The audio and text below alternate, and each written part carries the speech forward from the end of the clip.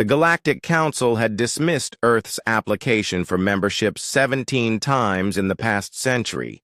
Each rejection came with the same cold, clinical assessment.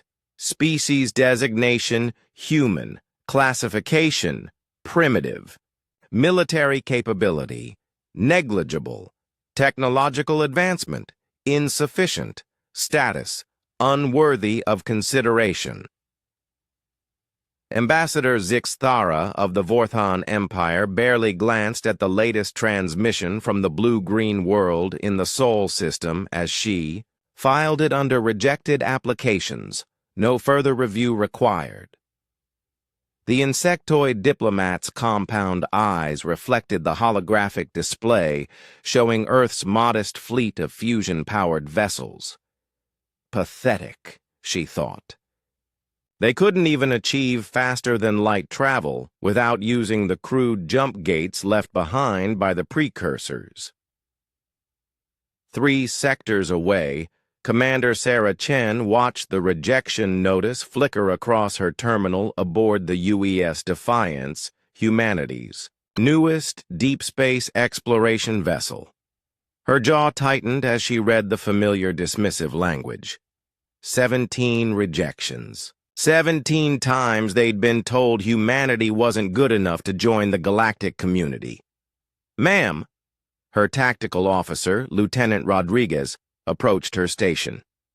"We're receiving distress signals from the Kepler 442 system appears to be a Vorthan colony ship under attack." Chen's eyebrows rose. The Vorthans were one of the most powerful species in the Council, their military might second only to the crystalline Zephyrians. "Pirates?" "Negative. Sensor readings suggest it's the Devourers." A chill ran down Chen's spine. The Devourers were a nightmare species that had emerged from dark space 6 months ago, biomechanical horrors that consumed entire worlds, leaving nothing but stripped husks of planets behind. The Galactic Council's combined fleets had suffered, devastating losses trying to contain them. Distance to the Kepler system?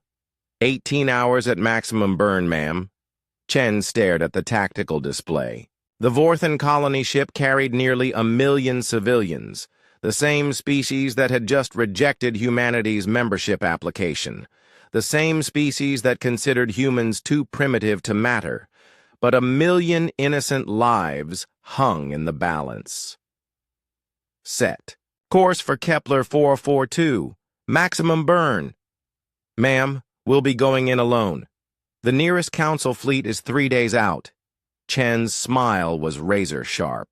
"Then we'll have to show them what this primitive species can do." The Defiance dropped out of hyperspace to find chaos. The massive Vorthan colony ship Prosperity was listing badly, its shields flickering under assault from 3 Devourer bioships. Each enemy vessel was the size of a small moon, their living hulls pulsing with malevolent energy as they tore into the colony ship's defenses. "They're not responding to our hails," Rodriguez reported. "The Vorthans probably think we're scavengers." Chen opened a channel to the Prosperity. "Vorthan vessel, this is Commander Sarah Chen of the UES Defiance. We're here to assist." The reply came crackling through heavy interference, Ambassador Zixthara's voice filled with desperate disbelief. "Human vessel, you must retreat immediately. These are Devourers. They've already destroyed our escort fleet. Your primitive weapons cannot—" "With respect, Ambassador, you don't know what human weapons can do." Chen cut the channel and turned to her crew. "Rodriguez, target the lead Devourer. Jenkins, I want every ounce of power diverted to the railguns. Morrison, prep the antimatter torpedoes." The weapons officer looked up, confused. "Ma'am, the torpedoes aren't authorized for use against biologics. The authorization is mine. Fire when ready." The Defiance was smaller than any Council warship, built using Earth's unique philosophy of warfare. Hit hard, hit fast, and never give up. While other species focused on energy shields and plasma weapons, humans had perfected kinetic warfare and antimatter technology through centuries of conflict. The first railgun salvo struck the lead devourer at a significant fraction of light. Speed! The tungsten slugs, accelerated to impossible velocities, punched through the creature's bioarmor like paper. Dark ichor sprayed into space as the devourer reeled. Impossible, Zixthara whispered over the comm. No kinetic weapon should penetrate their armor. The devourers turned their attention to this new threat, but Chen was already moving. The Defiance danced between their bioplasma bursts with an agility that seemed to defy physics, its human pilot pushing the ship's limits in ways no other species would dare. "Torpedo away," Morrison announced. The antimatter torpedo streaked toward the wounded devourer. When it struck, the explosion was visible from 3 star systems away. Where once a bioship had hung in space, nothing remained but rapidly expanding plasma. The remaining devourers hesitated, something they had never done before. In that moment of uncertainty, Chen struck again. Railgun rounds hammered into the second creature while she maneuvered for another torpedo shot. "How are they doing this?" Zixthara breathed, watching her instruments in amazement. "Their power output is impossible for a vessel that size." What the ambassador didn't understand was that humans had learned to wage war in the harshest laboratory imaginable, Earth itself. Every system on the Defiance was built for redundancy and pushed beyond safe operating parameters. Where other species built for comfort and safety, humans built for war. The second devourer died in another antimatter fireball. The third, recognizing a predator more dangerous than itself, began to retreat.